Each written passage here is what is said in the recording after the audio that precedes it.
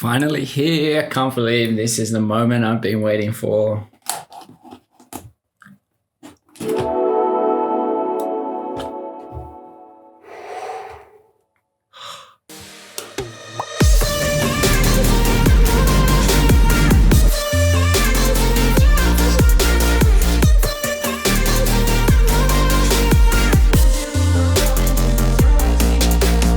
So the R5 is finally here and I'm so excited because I've got my hands on my R5 pretty quickly. Big shout out to the Canon Experience store, which is where I ordered my R5. It came really quickly, so super excited about that. Got some little freebies as well. Some nice R5 socks, which I can't wait to rock. But we're all here for the camera, so let's not waste too much time. Make sure you do hang around to the end of the video. I'm going to go through some of my initial thoughts and concerns after doing a few tests on the footage and after my first shoot. So hang around for that. But let's open up the camera so I can test it out and start using it. I'm actually a little bit nervous to open it up and do this unboxing because it has been such a long time coming. Let's jump in and take a look, shall we?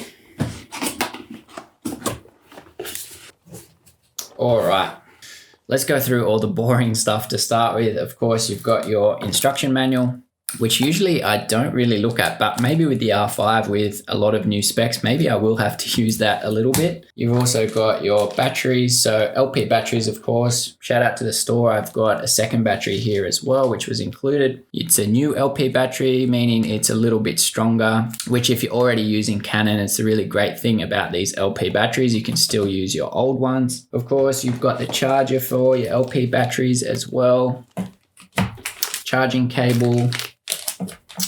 And you've also got another connection cable. Now, it looks like included here, you've also got a little clip when you plug it in so you don't snag it or bump it, which is really handy. So that's cool as well. So let's get to the camera. I'm getting a little bit more nervous now. Get rid of some of this. Here we go. So one more thing before we get to the camera. Of course, you've got a nice R5 strap, which is actually pretty nice. I can't remember the last time I used the Canon strap, but this one actually looks pretty cool if you're thinking of using it. But the moment we've been waiting for, the moment I've been waiting for a long time, let's open up the R5 and have a look. Here it is. So you're actually going to see this before me, which is kind of a bit disappointing, but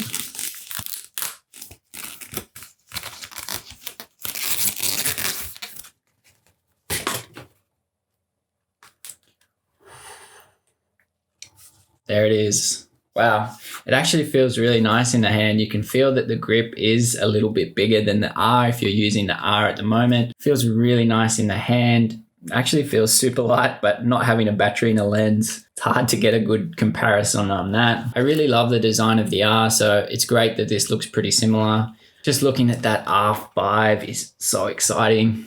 Can't wait to test it out. So battery wise, if we open it up and have a look, if you're thinking of using the battery grip, the connection is actually inside where the battery is, which is great. There's no external attachment. You've also got memory card slot.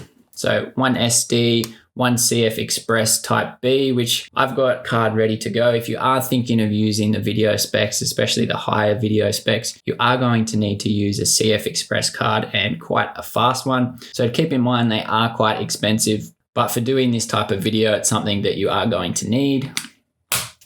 So overall, initial thoughts, it looks great. It feels great. Can't wait to test it out. Let's pop in a battery, pop in a memory card. I'm going to swap the cameras over so we can have a look at some of the footage. I'll see you on the R5. Boom, straight into 8K, which is actually insane. Now, I'm just going to plonk my camera down there. Now, of course, for me, using this 8K footage is more of a novelty. I'll probably use it a little bit, but I'm going to be using the other video specs a little bit more. Let's just punch in to appreciate the quality of this 8K. Keen to see what this actually looks like. What do you guys think? Does it look good? Well, it's okay, it better look good. But I am keen to test out some of the other video specs. So I'm gonna head out now. My buddy Shane, he ordered his R5 and it also came today, which is really exciting. So let's go take a look at some of the footage in more of a real world situation and some of the video like the 4K that I'll actually be using a lot of, and address any concerns or problems I'm having after using the R5 for the first time. So let's go take a look.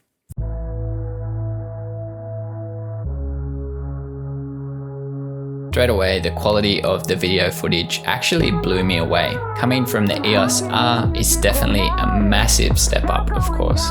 Never having high quality 120 frames per second, I actually found myself using this a lot more than I expected just on the first shoot. The fact that it does look so great worries me a little bit because I will definitely see myself using it a lot, and it's definitely going to be a little bit limited by overheating. But considering this is a 45 megapixel full frame mirrorless camera giving us 4K 120, for me it's a little bit hard to complain.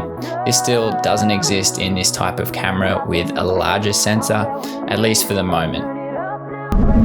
Here is Shane, who also has his R5 buddies. Got it on the regular 4K now, which I'm kind of interested to see how this turns out, because it obviously is not limited by heat, so even if you are filming in some of the frame rates, for me it's a really good fallback, having still got normal 4K here. So interested to see how this actually looks and how usable it is.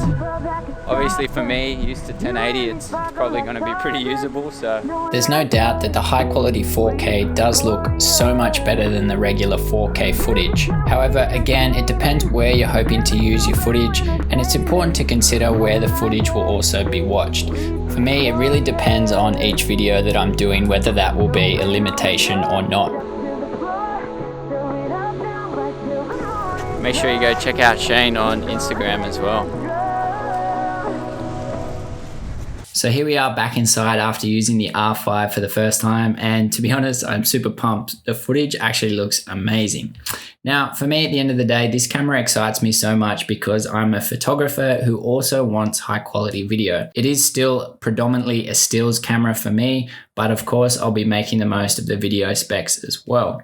Now, if you do have concerns about the overheating, it depends what you're hoping to get out of this camera for me. And I can see myself using this camera, making sure it actually doesn't get up to the point where it overheats, so I can still always go back to the regular 4K footage as a fallback. If you haven't checked out my initial video of why I bought the R5, you can also check that out, which I go into a little bit more detail of why I wasn't overly concerned. I'm going to test that out a little bit more in the coming weeks. If you do have any questions or concerns or anything you'd like me to address on the R5, make sure you hit me up in the comments. You can check out some of my other videos here.